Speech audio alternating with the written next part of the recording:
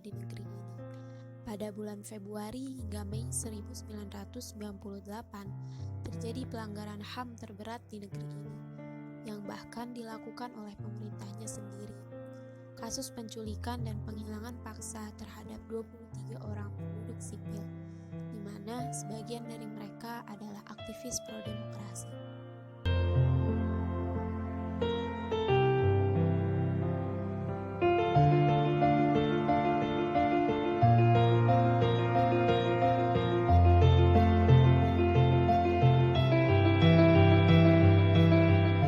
Terima kabar dari kampung, rumahku kalian geledah, buku-bukuku kalian jarah.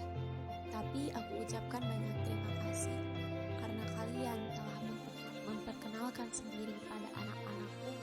Kalian telah mengajari anak-anakku membentuk makna kata penugasan sejati. Dari 23 orang tersebut, 9 orang kembali. 3 hari itu ya seperti teror aja buat kita semua ya. Ya nggak bisa tidur, kehilangan orientasi waktu, penyiksaan berjalan jam demi jam, terus interogasi gitu ya. Saya pernah ditidurkan di velbek, kepala saya ke bawah, kaki ke atas, terus disetrum paha dan dada saya sampai saya mau mati waktu itu. Dan 13 orang yang dihilangkan secara paksa belum kembali. Hidup mungkin, tapi di mana? Mati lebih mungkinkan, tapi di mana jasadnya? Maka para keluarga korban berusaha meminta kepastian dan keadilan. Karena bukankah ketidakpastian tentang hidup anaknya lebih membunuh daripada pembunuhan itu sendiri? Pada tahun 97-98 itu anak saya Ucok Munandan Siahaan, mahasiswa SD Perbanas, hilang, dan ternyata setelah diselidiki oleh Komnas HAM adalah salah satu yang diculik oleh Kopassus pada waktu itu. Sampai saya bilang, "Ma, Nandar udah nggak ada." Saya diam kamu, cucu saya masih ada katanya. Ngapain kamu ngomong begitu? Sampai saat ini, sikap pemerintah semakin mengabaikan penyelesaian HAM, terutama Trisakti, Semanggi 1 dan Semanggi 2.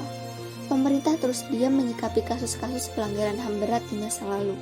Kasus ini belum bisa ditutup begitu saja dengan putusan yang tidak adil, apalagi mereka yang dihilangkan secara paksa adalah orang-orang pro-demokrasi.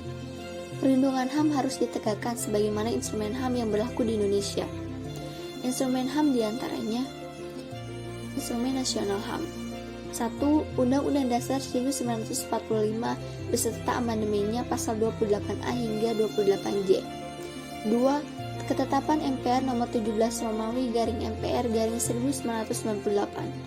3. Undang-Undang nomor 39 tahun 1999 tentang hak asasi manusia.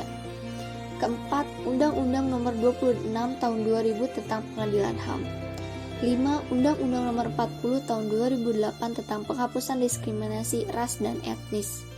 Keenam, Undang-Undang nomor 7 tahun 2012 tentang penanganan konflik sosial. Kemudian instrumen internasional terdiri dari Piagam PBB 1945, Deklarasi Universal HAM 1948, Kovenan Internasional Hak Sipil dan Politik, dan Kovenan Internasional Hak Ekonomi, Sosial, dan Budaya. Aksi Kamisan adalah aksi yang dilakukan setiap Kamis di depan Istana Negara yang dilakukan oleh korban pelanggaran HAM di Indonesia. Pertama kali dimulai 18 Januari 2007 dengan tuntutan menuntut negara untuk menuntaskan pelanggaran HAM berat di Indonesia seperti tragedi Semanggi, Trisakti, tragedi 13-15 Mei 1998, peristiwa Tanjung Priok, peristiwa Talang Sari 1989, dan lainnya.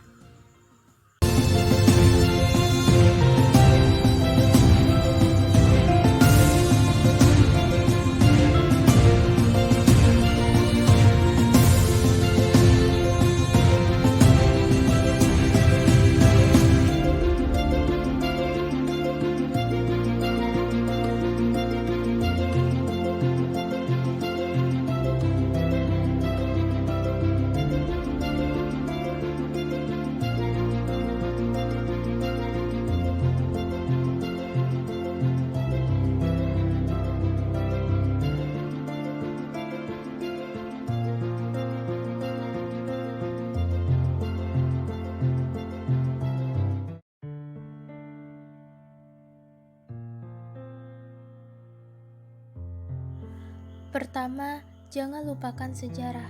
Sebagai pemuda negeri ini, cari tahu apa yang sebenarnya terjadi, di mana bisa dimulai dengan membaca buku ringan seperti novel berjudul Laut Bercerita dan Pulang karya Leila S. Chudori yang bisa menumbuhkan simpati dan penasaran. 2. Menolak tegas segala bentuk pelanggaran HAM. 3. Bersikap kritis terhadap upaya penegakan HAM. Keempat, mengikuti perkembangan kasus ini dengan menge-follow Instagram Aksi Kamisan dan menyebarkannya kepada teman agar semua orang tahu ada yang belum selesai di masa lalu. Sesungguhnya suara itu bukan perampok yang ingin merayah hartamu. Ia ingin bicara mengapa kau kokang senjata dan gemetar ketika suara-suara itu menuntut keadilan.